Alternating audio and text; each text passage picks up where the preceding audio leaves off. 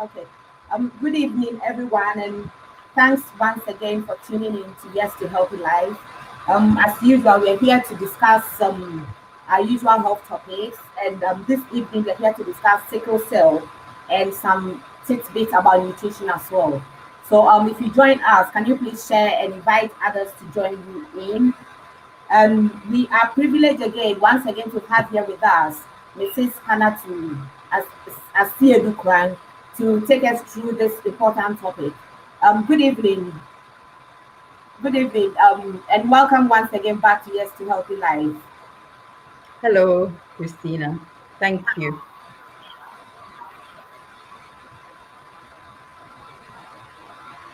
As usual, we're here to discuss on this important topic, sickle cell. I know a lot of people have heard about sickle cell, but we still want to educate people more out there because there are a lot of people out there who still don't know what this sickle cell is about. So, to start with, what is sickle cell, if I may ask? Okay, so sickle cell disease is a blood-related condition, and it's usually by hereditary, as in you're born with it, and it's because Okay. um, one gene comes from your mother and one gene from your father. When the two come together, um, lead to the condition where the hemoglobin of the blood is affected, doesn't quite function the way the everybody's normal one would function. So that's just a summary of what sickle cell is. It's got to do with the hemoglobin of the blood. It's also made up of a group of different sickle cell types. So as a whole, we call them sickle cell disease, but there are a few different versions of it. The most common one is the sickle cell anemia, and that's the one that has the double SS. So genetically, or your DNA, you have double SS. Some have SC, some have thalassemia, alpha, beta, etc. There are different versions of it. So those that group of conditions we call sickle cell disease. So summary, it's got to do with the hemoglobin of the blood, and it's hereditary. You can only be born with it.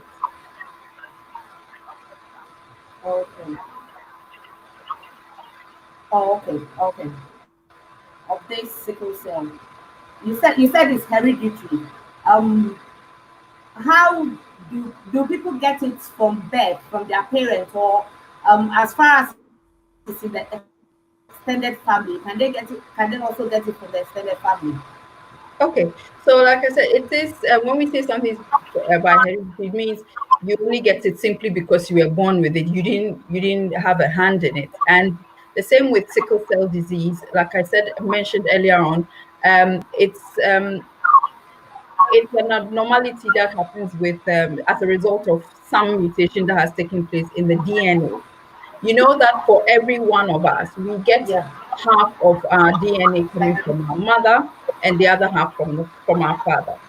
So for Yeah. sickle cell, for you to have that condition, you need to have gotten both genes, one from your mother and one from your father, which have that trait to give you that condition. Okay. So yes, you definitely have to be born. You get it from your mother and your father. In terms of extended family, um, if somebody in your extended family has the disease, it simply means that they got one from their mother, one from their father. So depending on which side of your family they're coming from, you know that they have a trait. So um, if it depends if their parents also had just the trait or they had the full blown disease. So with when we talk about DNA, the two is like you have two parts of a strand. So one half from your mother, one half from your father. Yeah. And if they're both SS, or if they're both that mutated DNA, then you end up with that condition. If it's just one, then you just have the trait and not the disease. And that also has this. You may Yeah. not show any symptoms, and so you know one parent could pass on one to a child, and if the other parent has it, then they get it. If the other parent doesn't have it, then they'll just carry one part of that DNA. If that makes sense. Yeah. Yeah. So straight away, I Yeah. think I've answered another question that there's a difference between having the traits.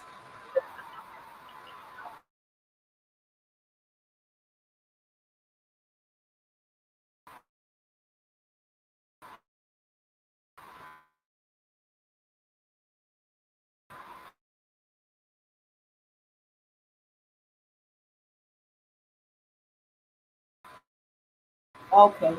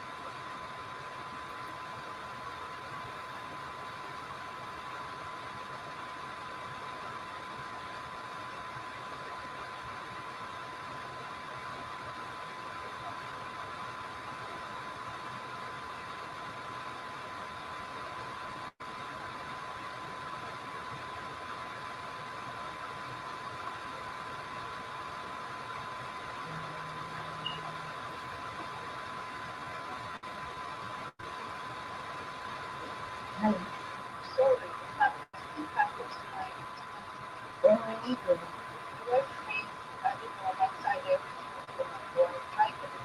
Okay, no problem. No problem.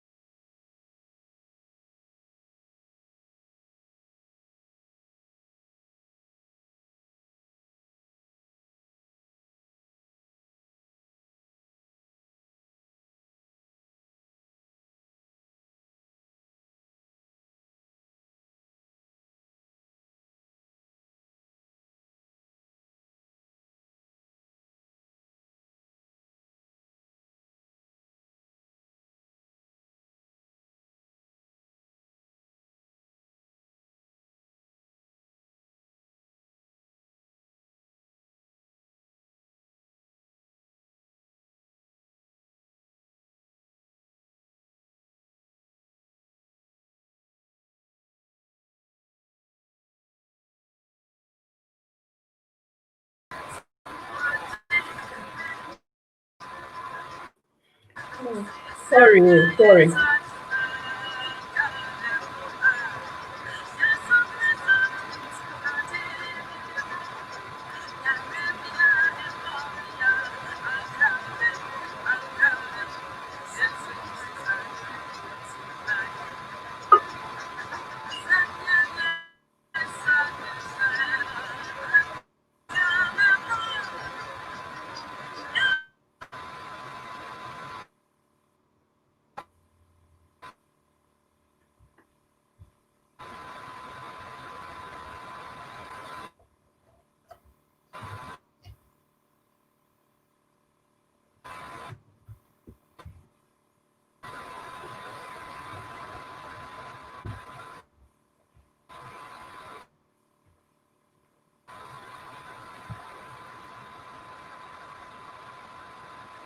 Hello.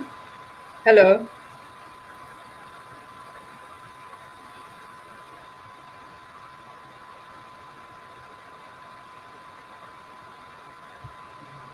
hello, Christina. I can hear you.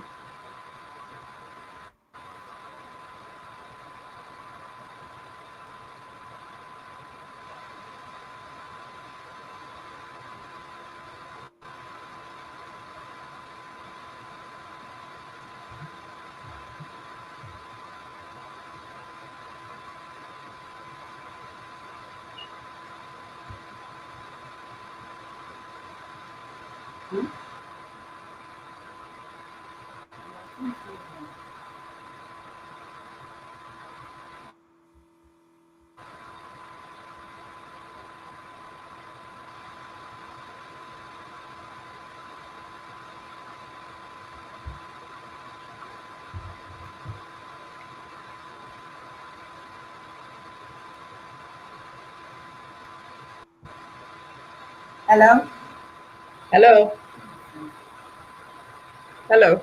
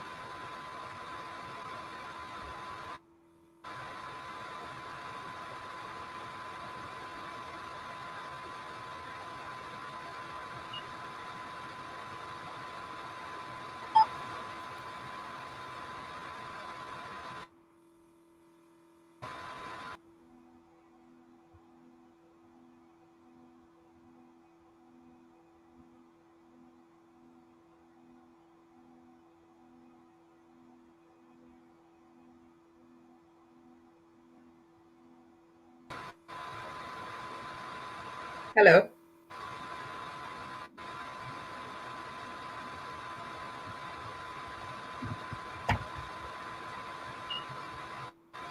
Yeah. Hello. Hello.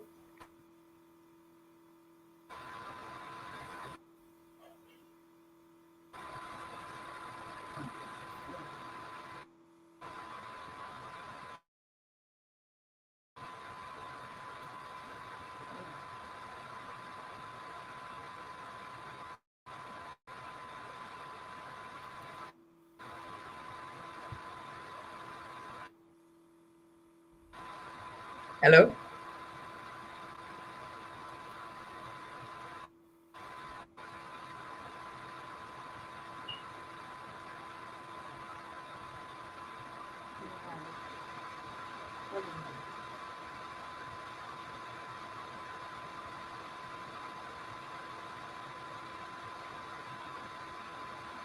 Hello. Hello.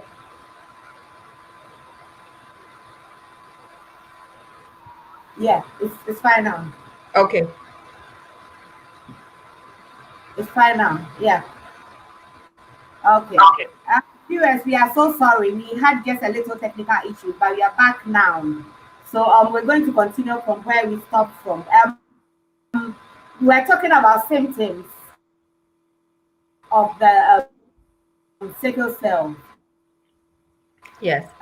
What are some of the symptoms? Because I've heard of about people getting access through to some of the symptoms of sickle cell.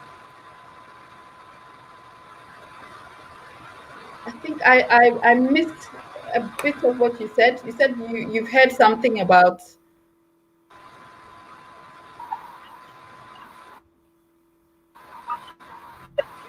That people getting malaria, anemia, and then all sort of other ailments that comes with the sickle cell. So if you can take us through to some of these symptoms. Okay, right. So first of all, before I go on to the symptoms, I'd like to say that sickle cell disease is actually prevalent amongst I said mostly Black Africans, Caribbean, and some Mediterranean Yeah, groups of people. So these are the three main groups of people. So most people with African or with some African heritage. So you're talking about Black Africans, and even that mostly West Africans, and then of course Black Caribbeans, and yeah, then some Mediterranean people as well. And I think research has it that this whole thing evolved.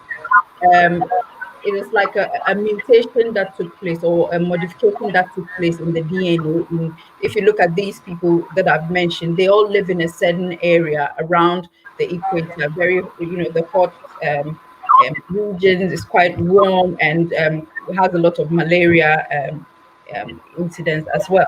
And so it is believed that this was like a way, like the body or the DNA adapting to malaria, and then it ended up in this way. So one thing that you mostly hear is that most people with sickle cell disease or the trait don't uh, um, don't usually get, they don't suffer too much from malaria simply because the cells sickle and then the malaria parasites don't live in. So that's just by the way, and that's just by way of a little bit of history and background there.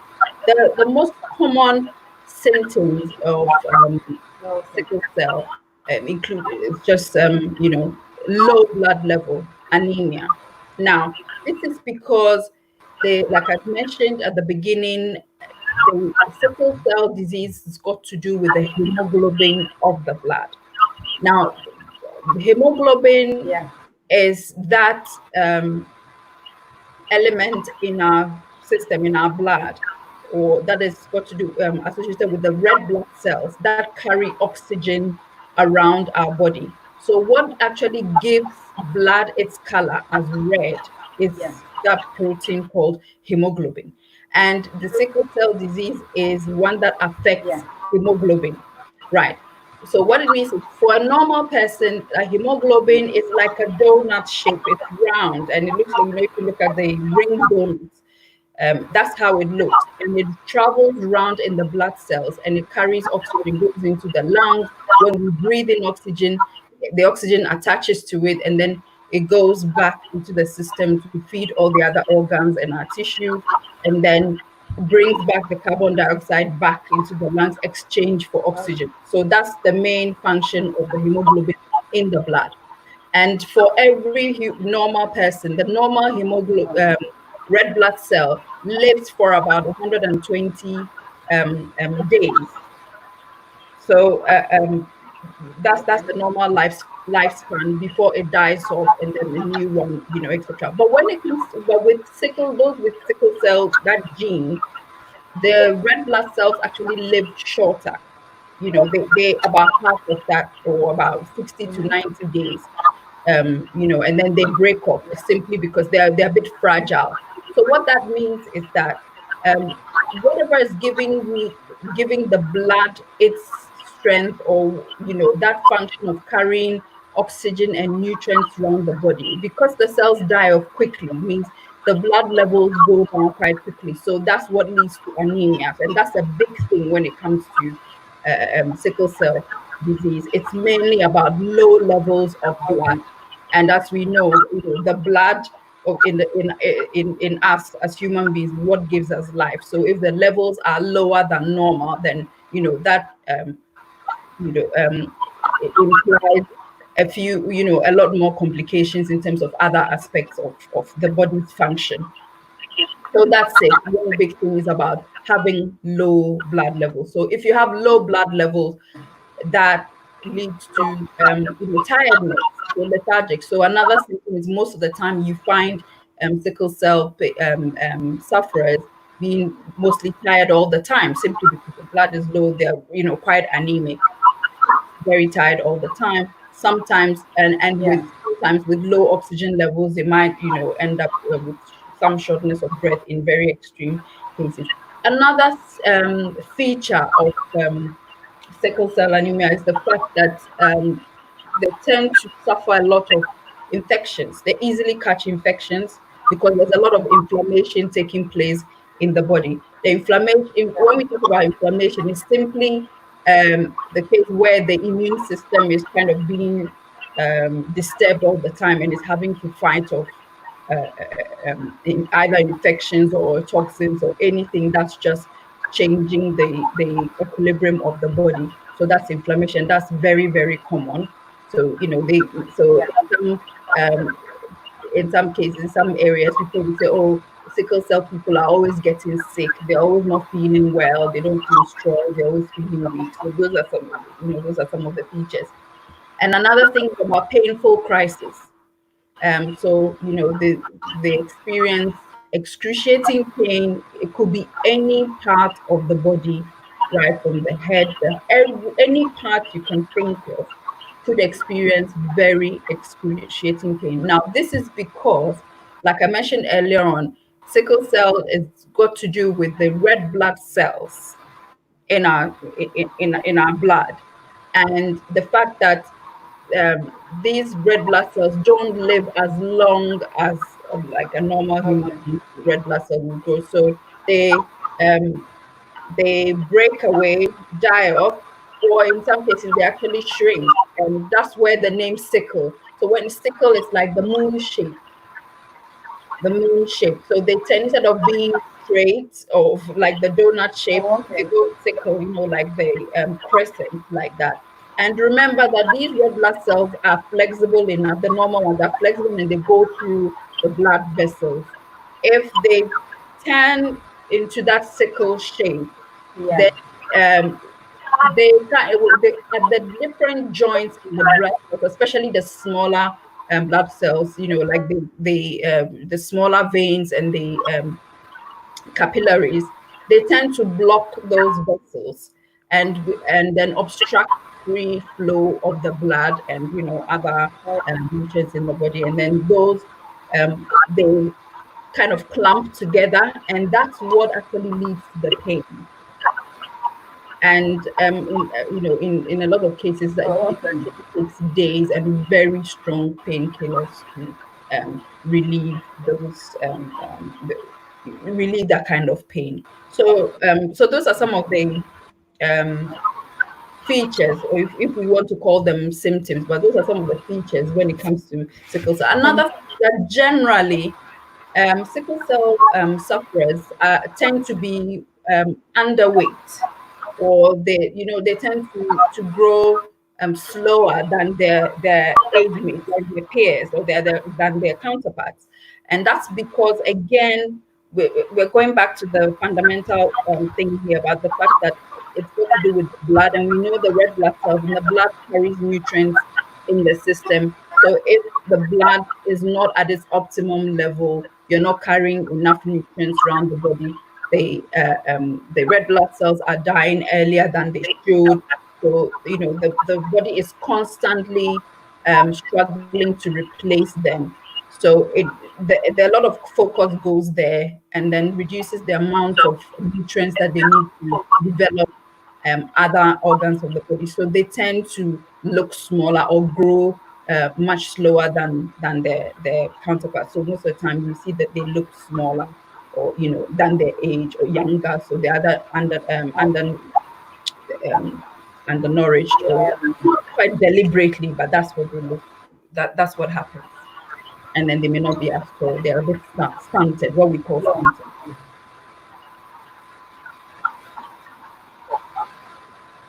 Okay. So um with this acute malaria, we all know about malaria. Why do they get this acute malaria?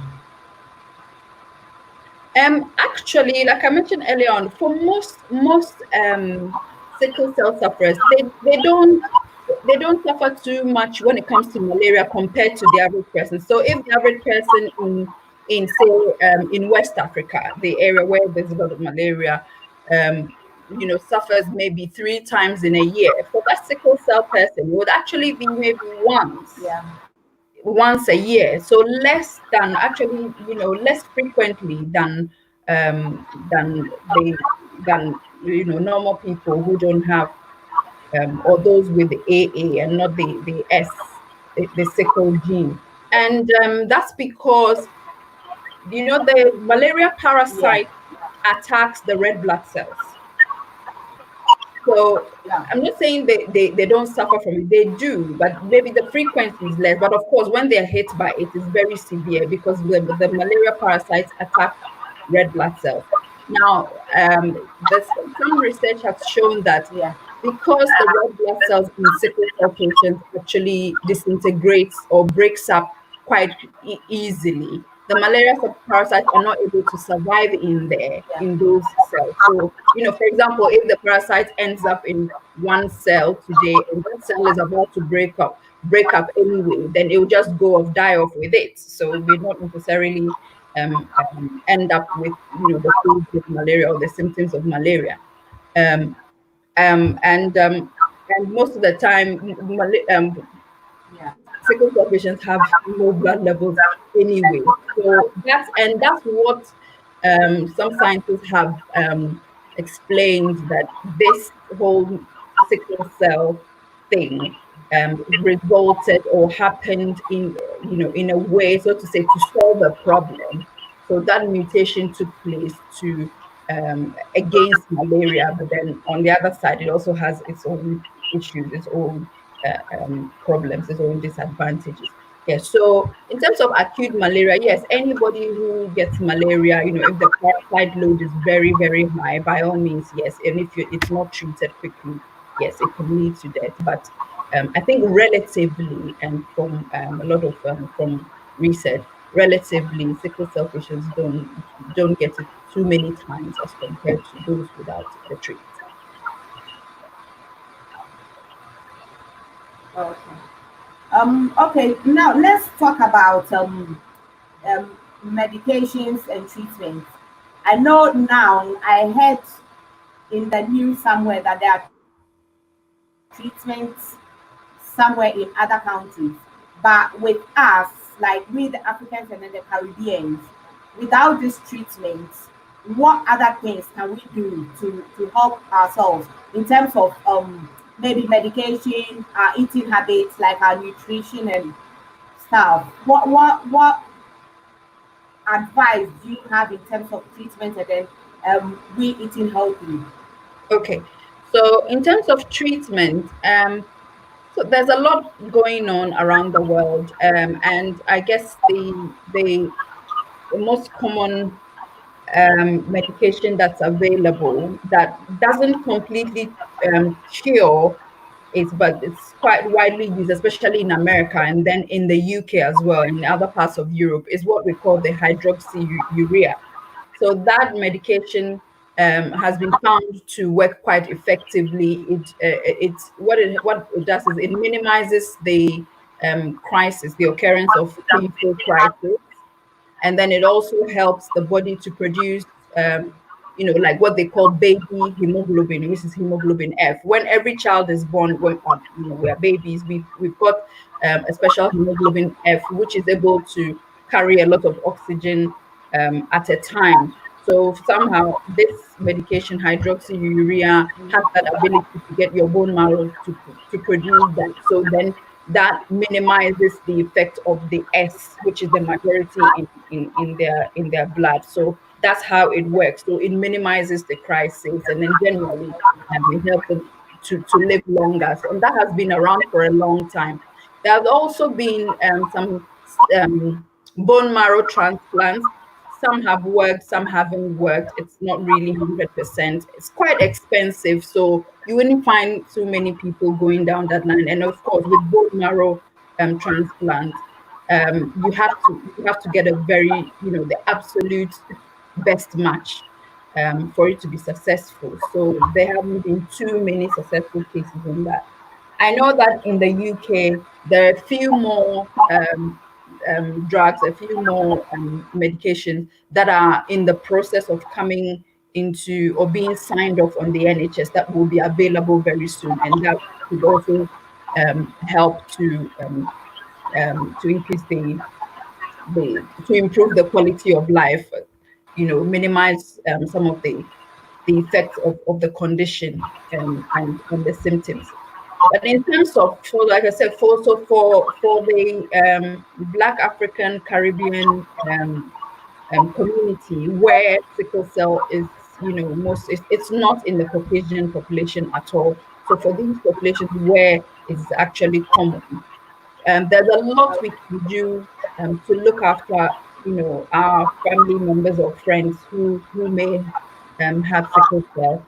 One definitely is to do with our nutrition, apart from all the other things that we can do. Good nutrition is, very, very crucial. Now, I talked about, we know about, we talked about the fact that sickle cell disease has to do with red blood cells and the fact that the red blood cells die quickly. And we know that hemoglobin is a protein. So, first and foremost, with sickle cell sufferers, you need a very balanced diet, quality but balanced diet.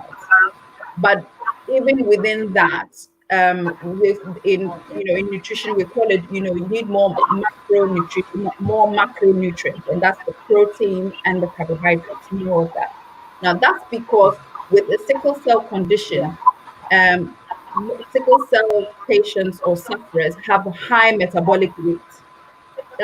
And that's mainly because of their red blood cells that are breaking down very quickly. So the body is always constantly um, working to replace those red blood cells that are dying off earlier than we would expect them to. So the body, they usually have a high metabolic rate, and actually research has shown that that could possibly explain why most of them don't grow as much as comparatively to their peers, because their body is constantly using the energy to do other things. So they have high energy requirements, and these two macronutrients are our main source of energy. So good protein, good carbohydrates. Proteins, definitely, because we need those red blood cells to be built back quickly because the body is losing it. And then also to be able to build up all the other organs as well so that they can grow. So, by all means, give them food that is rich in protein. So eggs are very good. Egg is the only protein food that contains all the essential amino acids that we need. So it's very crucial. But of course, Okay. make sure, one caution here is that there's that, it's like a catch 22. There's high risk of salmonella infection with eggs. So the best thing is to cook it and cook it very well. But that's Yeah. one very good thing you can feed sickle Oh, yeah. cell patients can have. And then, of course, all the meats, chicken, beef, lamb, all of them, of course, minimize, eat the lean parts. So just like anybody else would want to eat healthily, but the emphasis here is on the protein and carbohydrate because they need it, and carbohydrate because they need a lot of energy. Like I said, one of the features is that they get very lethargic, they get very tired easily, simply because the blood levels are mostly lower than normal. So you could have a sickle cell patient walking, and their blood level is like half of their compatriot or half of the next door neighbor. And so if you think about it, if you need a gallon full of blood and somebody has half of it, or think about an empty tank and then a full tank, in terms of a car, they all function differently. So that's it. And so the energy requirement is very, very high. So the you know so the key thing is carbohydrates, proteins, and very good. Another thing is that with carbohydrates, and especially with our community, and I'm narrowing it down because it is prevalent among Black Africans and Caribbean, or people with African origin, African descent, is that most of the carbohydrate foods that we eat, like the yams and the cassavas and the plantain, actually contain a nutrient called thiocyanate. Now, so thiocyanate is that chemical which is usually found in the hemoglobin, that protein that prevents the hemoglobin cells from breaking. So it's interesting that these foods have thiocyanate Okay. in there. So so they're actually good for them. So in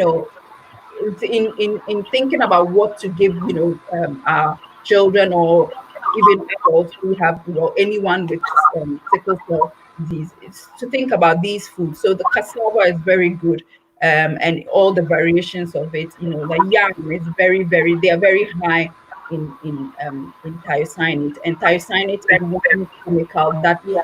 helps to, Yeah. to stop the blood cells from breaking. Another thing is, then of course, as usual, minerals and Yeah. vitamins, the micronutrients, they're very, very important. We need them, to fight infections, and more especially for sickle cell patients who, are always battling infections. They need to have nutrition. Most of the time, they're actually prescribed extra additional supplements to augment whatever food they're eating, because again, even with the condition and all some of the symptoms, a lot of the time they also end up with low appetite. So they always need some kind of boost. Another food that I thought I'll mention here, which is quite crucial, is I mentioned plantain, which is one of the common carbohydrates that most Africans eat. It's banana is also, so banana and plantain are from Yeah. the same family. The good thing is they contain high levels of potassium, and that's very good because it helps the blood vessels too. So potassium helps to lower blood pressure. That's because it helps the blood vessels to relax or dilate, as we say. So, and with sickle cell patients, this is very, very important, especially when it comes to their painful crisis, when they have all those blockages. The last thing we need is Yeah. the blood vessels being tight Yeah. or restricted. So we need something to ease it up, dilate those blood vessels. So that's one crucial thing. Food item. Yes, but yes, by all Okay. means, they need to eat properly and hydrate, drink a lot of water, hydrate properly. So Okay. that's what if there are any specifics, then we can go into it. But yes, I'll just go very quickly. Macronutrients, so protein, good protein, carbohydrate feeding, and sometimes, or a lot of times, what we find with sickle cell patients is that they tend to get hungry when they're able to eat. They get hungry quite frequently. It's because, like I said, they have high metabolic rate. So when they eat, they kind of use it up quickly, and then they feel like eating again. So, but especially for children, you might think, oh, you're eating too much, or even for adults, we think, oh, I'm eating too much. But actually, it's your body that's needing it. As long as um, you're eating, good quality protein that's without, all the extra fat, and eating good quality carbohydrates. You're eating your vegetables, there's, a lot of fiber as well. Then you're safe. Eat as much as you are able to, because they also have episodes or times when they're not able to eat at all, and that can also be dangerous. So it's like a balancing act. But good quality food is very, very crucial to minimize all the effects, or all the Yeah. um, issues that come with the condition. Okay. Okay. And so is alcohol good for them? Because I remember someone telling me that when he's in crisis and he takes alcohol, then it goes away. What do you say about that? I would say a no, no. Maybe what's happening with this person is this the alcohol is just clouding or just covering that pain that they're going through at that point, but it's not actually solving the problem. Maybe for a few minutes, then they kind of it numbs the pain, Okay. but it's not. But we know what alcohol can do to the system, and with sickle cell patients, another danger that they face because of the complications that come with the condition is that they experience organ damage. And we Yeah. know that alcohol already, I mean, excessive use of alcohol leads to liver disease, cirrhosis of the liver, and in actual fact, with sickle cell disease sufferers, the liver is actually one of the organs that easily gets damaged as well, mainly because of the complications that come with the disease.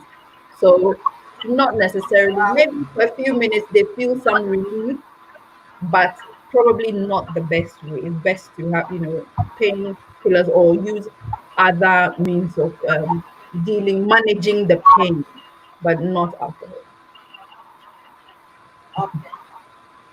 Okay. So can you take us through to some of the blood types? As we have I've heard S, is it AS and AS cannot get married because it's likely they might have an SS child or something. Can you take us through it just to Okay. educate some of us out there? Because I know some churches, before you get married, they will ask you to test, to go through a series of tests or something just to avoid those kind of things. So if you can explain to us Okay. um, what Okay. we should avoid in So doing. that it asks Yeah. three questions in one. I'll start with the first one, the different, which I hinted at the beginning, the different forms of sickle cell disease. So you've got sickle cell anemia, which is the one which is SS. So you've got in the DNA, you've got the HB and you've got SS, double S. So one S Okay. from the mother, one S from that, and then you've got the SC, and then you've got and then you've got the thalassemia group. So Yeah. you've got sickle cell thalassemia, and that's alpha and beta. Then you've got then the SC, and then you've got the anemia, the full blown SS, and which is the most severe and is quite and the most common as well. The majority of sickle cell disease sufferers you would find out are the ones that have the SS. Now, coming to the next half of your question about AS, SS, etc. So what I said was with DNA, we all of us get our DNA, half of it from our mother, half from our father. Okay. So if you have the traits, Yeah. you have A, if you have the trait, then it means how if your hemoglobin is AS, you're just carrying the trait, you've got AS, and your partner happens to have AS. You know that for each time there is conception, so each time you conceive, there are four possibilities. Yeah. Right. So if an AS person or okay, let's start from there. If you have an AA person, two people who don't have any thing, no possibility of any S coming. If you have two people who just carry the trait, so it's one Yeah. A and S, and then the other person has A and S, each time, and I must repeat this, each time there is conception, there are four possibilities. It's 25% of having an AA child who doesn't have any trait at all. Then there's 50% chance of having, a carrier AS, and then a 25% chance of having SS, somebody who has a full blown sickle cell. Then, of course, if you have two people with Yeah. SS, you know that 100% each time there is conception, you end up with a sickle cell baby, sickle cell child. And if you have an Okay.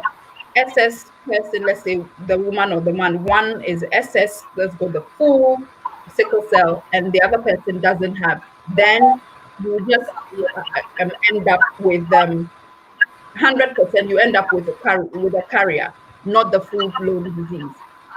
Now, so then Mm-hmm. comes the question of genetic counseling, and that's where your comment about in some churches they ask people to go and test, etc. So the reason why genetic counseling, and even in them, I'll just digress a bit. In the UK, when you're pregnant, you go through a number of tests, and they found, and sickle cell is one of those traits that are checked. If it's found out the pregnant woman has a trait, then straight away the partner is checked to look at the possibility, and then you go through genetic counseling. And in some churches have taken it upon themselves to counsel people before they get married. I personally don't think it's because people they don't want people to get married.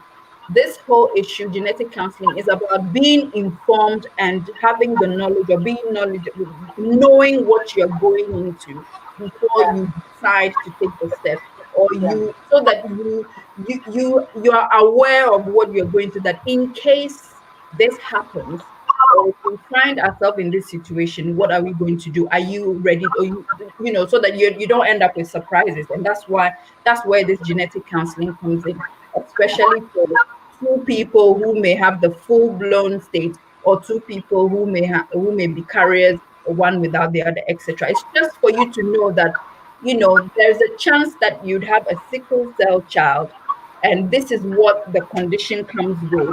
Are you ready to live with it? Are you psychologically, financially, emotionally ready to handle things like that? So that's the whole point of genetic counseling, just for us to have Yeah. the knowledge to be able to make informed choices and decisions. So I personally believe that people should be armed with the information and have that knowledge, and then ultimately the final decision lies with them. If you go into something having the knowledge, then you are armed with, nothing comes to you as a shock, then you're better equipped to handle it than when something springs on you as a surprise. But I must say also, there are cases where people didn't even know that they were carriers, and they've ended up with a partner, especially for Yeah. in some families. And we know that, especially amongst the African community, sickle cell disease is it has a big issue of stigma. There's a lot of stigmatization. So people don't really talk about it. Yeah. So, your parents may know that you're a carrier, but may not necessarily tell you. There are very few people who get to know that they are carriers before, they get into adulthood, or before they even meet a partner and then decide to settle, and then they also find out. So there are people who've actually ended up having children with sickle cell, simply because they didn't know. But whether it's the case, or whether if they knew they would make another choice or not, that's a different discussion. But that's just the point. Just want to make that it's Yeah. about knowing, what is ahead, and then making an informed decision. Yeah. Yeah. Okay, there's a question here which I'm not sure about. She says, why is it that some sickle cell patients, as they grow, tend to have knee and hip replacements on their early age? Yes. Okay. So that's because of the it's one complication. You remember I said that they have a lot of pain. The crisis, and the fact that so they go through there's a lot of Yeah. blockages, and the painful crisis are as a result of the clumping of the red blood cells in the blood vessels, and where they can't squeeze through, and these are mostly around Yeah. the joints, where they have very small space to move, so they end up so it could be the knee, the elbow, the hips, etc. That's one aspect. The other aspect too is because our red blood cells are produced in the bone marrow. So, and remember that the bone marrow is constantly overworking itself to replace those red blood cells that are dying off earlier than they should, or earlier than we would like them to. So, a lot of people, and a lot of sickle cell sickle cell disease sufferers end up with, at a very young age, having the bones, really kind of worn out a bit. So they end up having that kind of replacement. And yeah, quite a number of people, or quite commonly as well, they end up with other bone related conditions like arthritis, etc., different forms of it. So yes, it's very common. It's just one of those complications of the condition, simply because the body is just constantly overworking, so especially the bone marrow. okay. Um, Thank you very much, Sister Shelley, for joining us. She said we need to create the awareness, as a lot of people suffer from this genetic condition in Ghana, but there isn't a lot of education about this. Yes, and it's true. Yes, I quite remember when we did this sickle cell awareness in Ghana, a lot of people didn't know anything about it. yes, All they thought was, they said it's some were saying due to witchcraft and yes, other stuff, like the people we interviewed. So I think we need to create more, just in Ghana, but Africa and then the Caribbean as a whole, where it's mostly affected. yes. Yes, it's such a shame, and because actually right now, and I can give you figures because I know the figures for Ghana. It's about every 1 in 4 people you find, so 25%, and it's even getting to 30%. So let's say for every 3 people you find, one person actually has a sickle cell, and that's how prevalent it is, and that's very high. So it's something, so it's a big thing, it's something that needs that a lot of awareness. And one key thing is about and the easiest way to find out is when somebody is born. So newborn screening. So in the UK, Yeah. for example, which we can speak to, in the UK, within the first 10 days of birth, sickle cell is one of those newborn tests that are done. And so straight away, within 10 days of being born, it could be detected whether you've got the trait or is a full-blown sickle cell. I know that in Ghana, over the last few years, they've Okay. actually started rolling out that program as well. So in Accra, in Kolebu, and in Kumasi, in Kwanochi Hospital, they actually have a newborn screening program that's in place now, that every baby that's born has that test, and sickle has the sickle cell test. So when obviously it is diagnosed very early, then the management of it becomes better, and then you're able to get better outcomes, that at least you minimize the mortality rate of such people, not just children but even of sickle cell sufferers. So something like this ideally should be rolled out, in the whole country, in every hospital, every health center, and people should know about it. People should be educated about the fact that, if your family member is suffering from a lot of pain, they experience, extreme conditions, heat and cold, and they are not able to, cope very well. It's the fact that it's because they've got this condition, not because of any witchcraft, etc. Of course, that's a huge um, issue, and the fact that even stigmatization, even for those Yeah. who know, there's a lot of stigma, and even in the UK, where there's a lot of support, the health system at least does quite a lot to manage it. There is still, there are still people who do not really engage very well with the system to get enough help. So it's a huge thing. So stigma is one thing that needs to be worked on, and of course, people need to know more and more. And there's a lot of research going on at the moment. A lot of medication coming out. There's some already in the system, some coming out, and there are a lot of other things that are being done to manage the complications that come with it. So yes, it's just out there. People just need to access what is out there, because otherwise it could be very devastating, and we could lose family Yeah. members, earlier than expected, which obviously it's unfortunate and not desirable.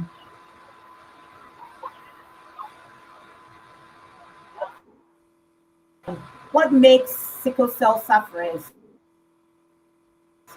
predisposed to retinopathy? Okay. So it's mainly because of the blood. They again back to the red blood cells. That's sickle. They instead of having that donut shape, they rather turn into a crescent like the moon shape, and they don't move quite smoothly through the vessels, and then they block them. So retinopathy Okay. is got to do with kind of the scarring on the retina, so got to do with the eye. So leads to blindness. That's retinopathy. So it's simply when sickling, when the bloods are sick, the blood cells are sickling, and they're happening in the cells of the retina or in the vessels that are around the retina, then that's so it's just simply because the cells are sickling quite frequently, and they're blocking those blood vessels. So yeah, so it's the sickling effect that predisposes them, I guess, more than any other person um, to retinopathy. Yeah.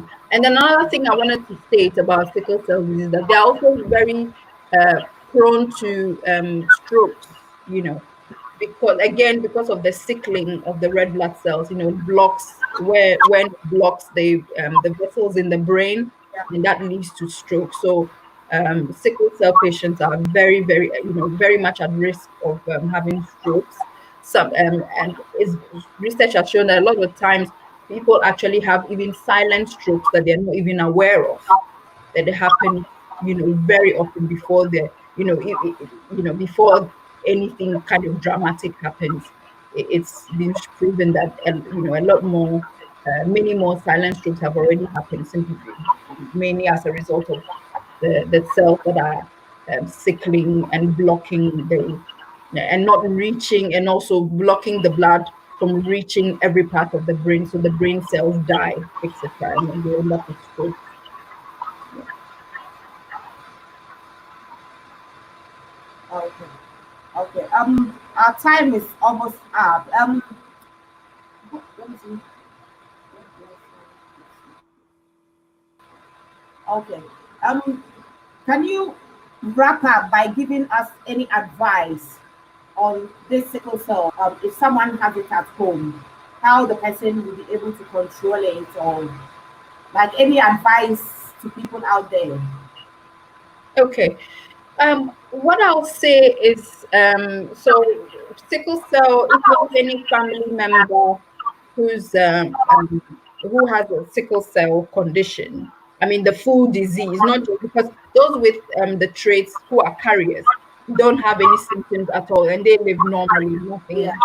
But those with the full disease, um, one thing I'll say is that they should avoid extreme temperatures. So when it's too hot, and when it's too cold, you try to you need to protect yourself, and drink a lot of water, hydrate, because they tend to be jaundiced quite a lot because of the breaking down of the red blood cells. They tend together. So a lot of times you see their eyes are yellow or their skins look a bit yellowish. So drinking a lot of water helps to flush this out of the system. So that's one good thing to do. And then of course I'll come to the nutrition. Very, very, very crucial. You need to eat properly, especially a lot of protein, a lot of carbohydrates, and of course, keep up with the vitamins, the nutrients, the vitamins and the minerals, especially zinc, selenium, etc. So, if possible, I mean, not possible, by all means, have extra supplements as well for these people. And then I would say that amongst our, African Caribbean community, um, we need to talk more. We need to access, and I'll say for those in the UK, for example, or in Europe and in America, there's a lot of support out there. The system, kind of works. So access what is available for your family members. So at least they would have that relief. Treatment is available, or at least whatever is in place to manage those symptoms are there. Access it. And in terms of the stigmatization, it doesn't, having sickle cells is just like somebody having malaria or HIV, or some kind, any other kind of condition. So there's no point in ostracizing people because of a condition they didn't have a hand in, because we get born with it. It is purely genetic, purely out of as a result of hereditary. Is and as at least, and I'm sure all of us, were by divine providence. We don't get to choose our parents.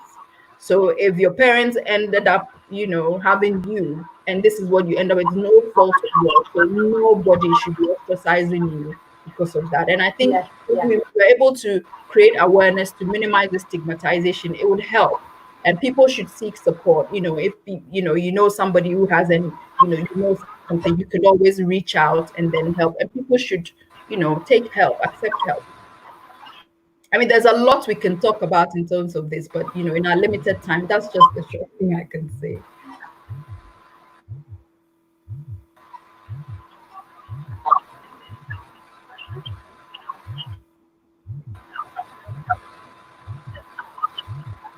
yeah, yeah. And our sister Shelley says, sufferers needs to know it's through no fault of theirs that they are born with the condition, and they Absolutely. need to own it and live life to the full, like any other person, by obviously taking extra care of themselves. Fantastic. And on this very big thank you to you, Mrs. Hannah, to Asiani Kwan, for coming out to educate us. And we really had a very good time.